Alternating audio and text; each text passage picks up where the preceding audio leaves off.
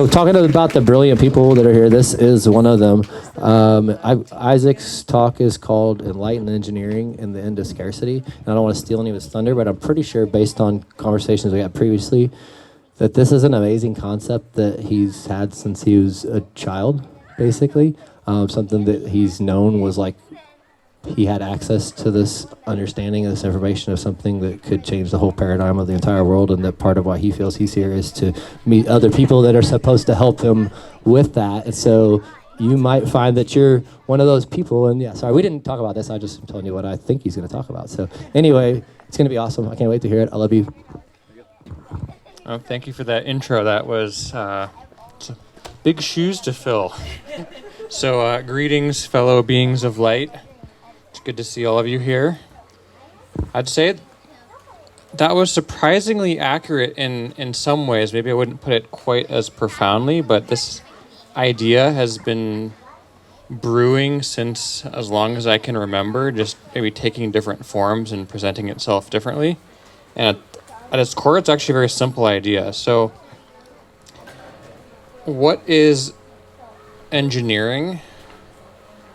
And if you look at the definition, it's something about using science and technology and something about engines to shape the world. And you're like, okay, that's interesting. Okay, what's an engine? And you're like, well, engine is really just something that fits some purpose. You can hear like, this is the engine of change or something. So if you look into the definitions about what is engineering, it's really about shaping our world in a way that serves our intent. And then what does enlightened mean? Oh yeah, so I'm introducing what enlightened engineering is here. So enlightened is, something that's been exposed to light, or it has light shining on it. In this case, the implication is maybe it's divine light. It's not just light of the sun, although maybe that's divine too. And I recently did a ceremony in Peru. Maybe I won't say exactly what it is if there's cameras on right now, but it was a spiritual retreat. And one of the things that I did there was try to set my intention, find my purpose in life. And they wanted us to phrase it as like people experience or people something. So it's not just what's for me, but it's what's for everyone. So, for example, people recognize their larger selves. And what I came to was people experience abundance, or people experience or remember that they are creator beings. So all of us are creator beings. We have created this world, although maybe we've created it under the guidance of some other people who have other intentions. And maybe we've been a little bit of asleep while we're building it. But we have built a pretty interesting world with technology, with communication, with communities, with cities. And interesting thing, or maybe the sad thing, is we've forgotten that we're the power behind all of the world the way it is. It's not somewhere else. It's us. We're the value. It's not the money. It's not the great leaders. It's in fact us that make it happen. So let's make this a bit more concrete. Like, how can we sculpt reality in a way that is more in line with our higher purpose? I'm going to kind of jump to the specifics here because it's all very grand and abstract. Like, what do we actually do here? So we're talking about and detaching from the system and doing things our own way, and yet we're doing it. There's a beautiful Sony Alpha camera right here. I have an iPhone charging in there. There's all of these things that we've built, and we have mixed feelings about because they're all part of the system, and we're trying to get in touch with nature and not be enslaved, and yet there's this inherent conflict that we're reliant on all of this technology. And the message I have to share is that we built the technology once under the guidance of and under this paradigm of scarcity, of fighting over this small piece of pie working for companies. So why don't we take this technology and build it again, but this time share all the designs with everyone? And if we really do this, and I don't think everyone has to, this will be the end of scarcity, because it's like an idea, when you share it, it doesn't get weaker. You light a candle with another candle, the first candle doesn't burn up. And the same thing here. Let's say I come up with a design for a microphone, and I share it, and I share with you how to manufacture it. There's some people who are like, okay, I like manufacturing, I'll start building microphones based on this plan, and I'm not the best microphone designer, so maybe someone else will make an improvement, and they'll make an improvement and give it back and share it with me. And after a while, I think this mindset will start, infecting is not the right word here, but it will start maybe pushing out the parasite that is infecting us, to this idea of scarcity, because we'll see, hey, we can actually build stuff and understand how it works and take ownership of the infrastructure, the technology that supports our lives. So what I'm proposing to do is, little by little, start finding important parts, like pieces of technology that we need, and just redesigning them and then publishing the plans. Some of you may have heard of the term open source. If you do, this is almost exactly the same idea, but not just applied really to software, which is where open source is typically associated as a term, but to everything. And that's pretty much the whole idea. I'm looking through my notes here to see if there's any particular points I wanted to talk about.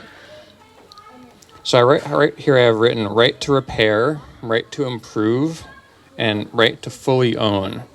And I think those are important things to remember here, where, like, why does this matter? Like, you can just go to the store and buy stuff.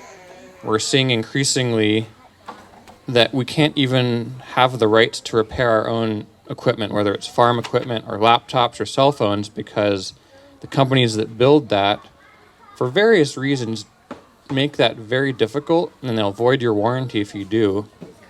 And that is one thing we should, I mean, it's a small step to rally around, is like the right to repair. It is in politics right now. Some places are fighting it. So the other one is like the right to improve.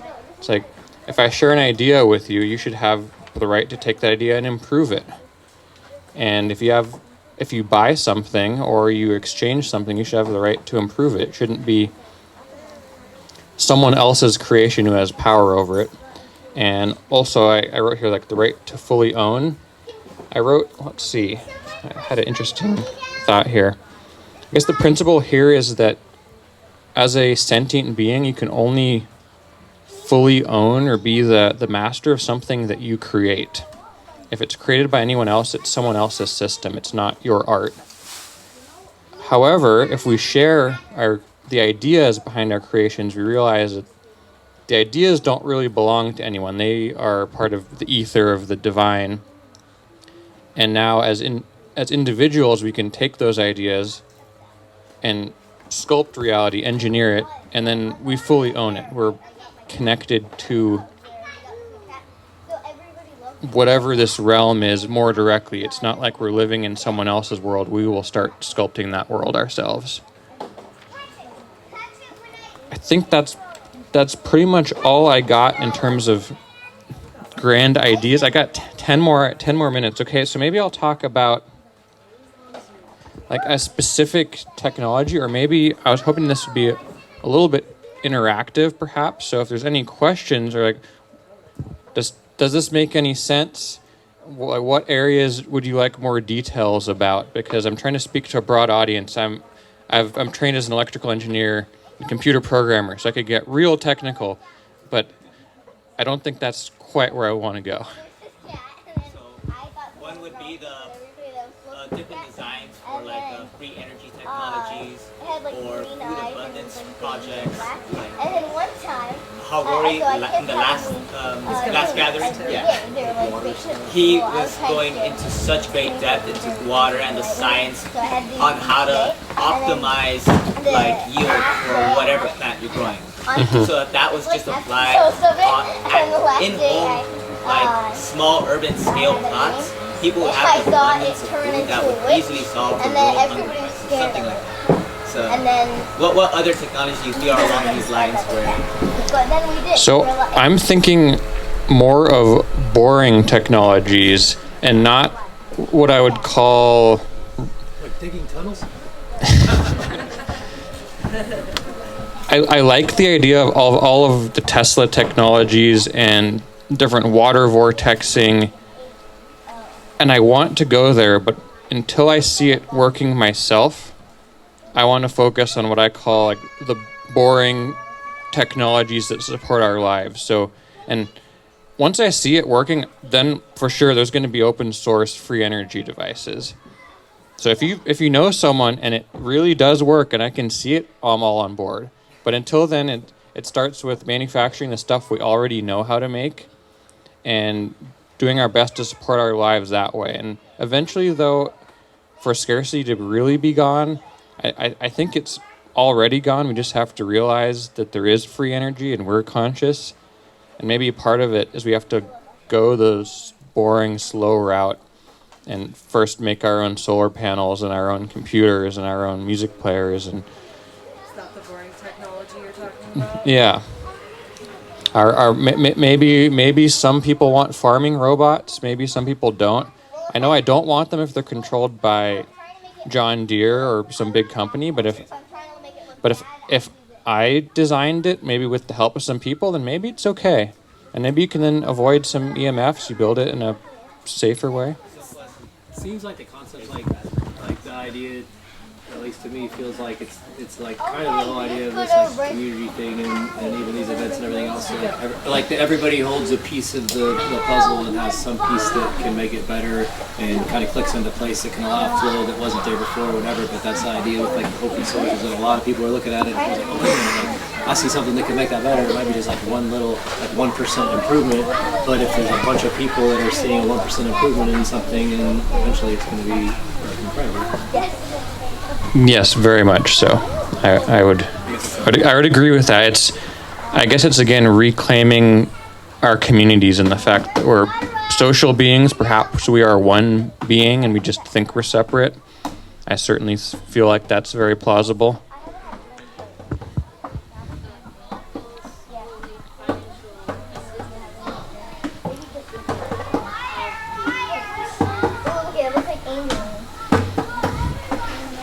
Okay, that's so. I guess the question is: all of this requires financial assistance. At least now, how do I see that happening? Well, if you have a lot of Federal Reserve notes you'd like to give to me to steward into this, I am open to it, or gold, or silver, or cryptocurrency for now. So, I think that this is we have to remember that we created all of the value in the world. So I think it's morally okay to borrow from like the products of labor we've already created. And perhaps so until there's an alternative. And I have this little wheel here in my notes here. You can't really see that.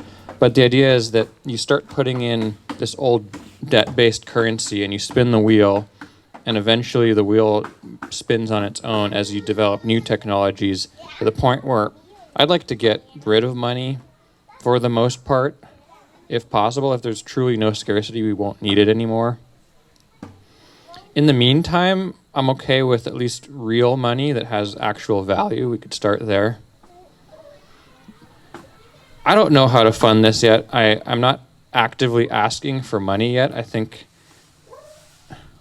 I would take it though. I think it's kind of like the idea of like a startup or whatever, right? It's like it has to be like it has to take the shape of like something that becomes like a physical manifestation of it. It starts with something and then it's generating interest in that specific component of the idea with a bigger picture in mind. But kind of like this is like a proof of concept or whatever it is, like because people have to have something more than an idea to put their money in it, I think. Yeah, so the specific manufacturing process that's the easiest to redesign and rebuild would be circuit board manufacturing. So this is where I'm starting. I'm going to do this regardless of how much money I get. So if you look at a phone, or I'm also designing a music player for fun.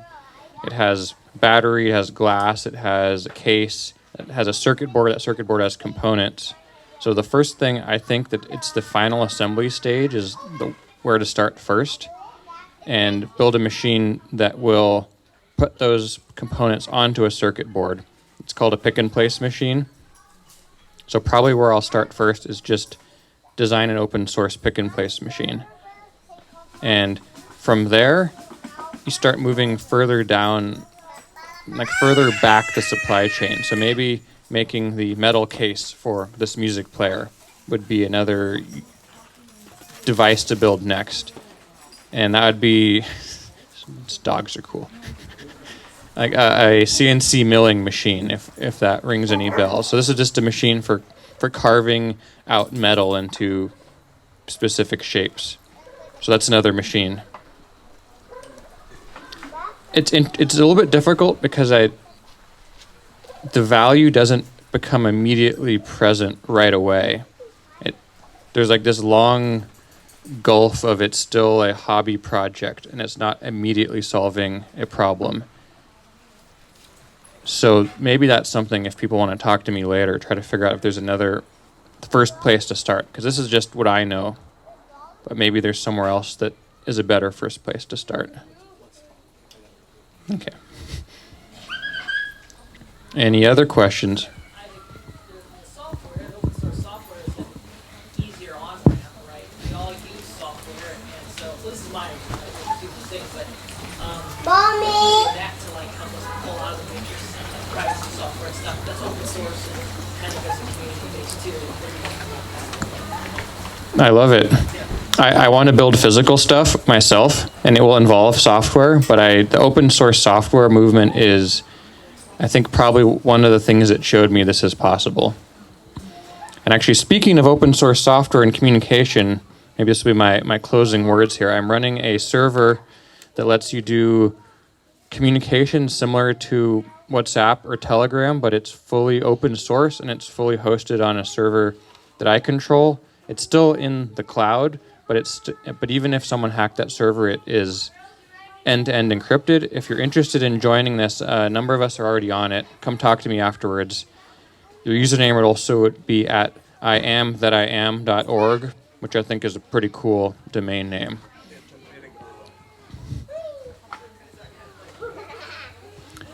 It's kind of like Proton Mail, but it's more like a chat app.